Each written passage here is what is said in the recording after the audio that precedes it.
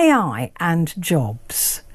I was a bit despondent when I saw the list of the 40 most likely jobs that are going to be taken away by AI, because journalism is on that list. Editors and journalists, public relations specialists also were listed as jobs with tasks AI can perform effectively.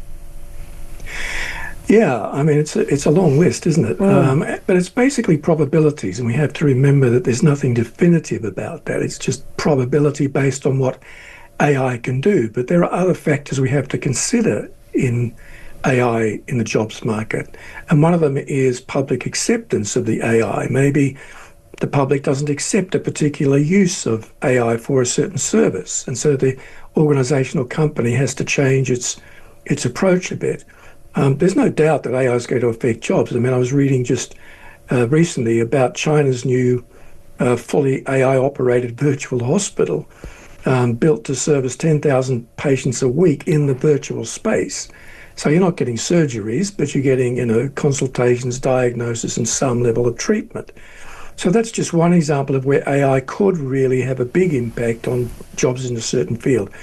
But as I say, there are certain types of jobs that won't be vulnerable to full takeover, either because the public doesn't like it or because they just involve skills that AI doesn't have. So, for example, work that requires highly creative or nuanced content, AI tends to spit out very generic content that lacks originality.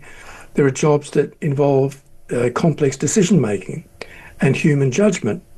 So work that involves strategic leadership or crisis management or ethical decision-making, AI just doesn't have the emotional intelligence for that. I would have thought that journalism would have fallen into that, because there is all of those things. You have to have, when I was doing some really very difficult work, you had to think ethically about, should I put this person's face on screen? Is that fair to them? Will they be in danger if I do it?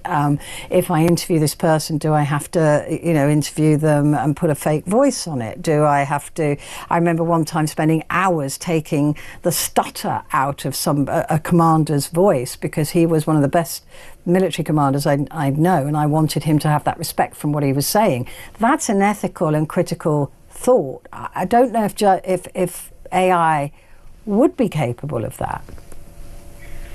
Well, perhaps not. I certainly think that in any job that involves human information sharing or human contact, like journalism, we need to play up the empathic side more and more going forward, and stress the fact that we have real people talking to real people about the issues that affect real people. People really want to hear news, at least the big news, from other human beings who share their feelings about the news.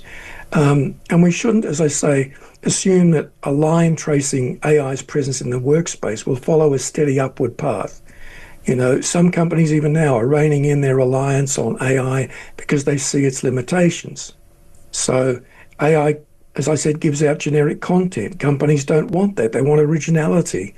Companies are aware that AI hallucinates, producing inaccurate outputs at times, and that would undermine public trust in things like healthcare, for example.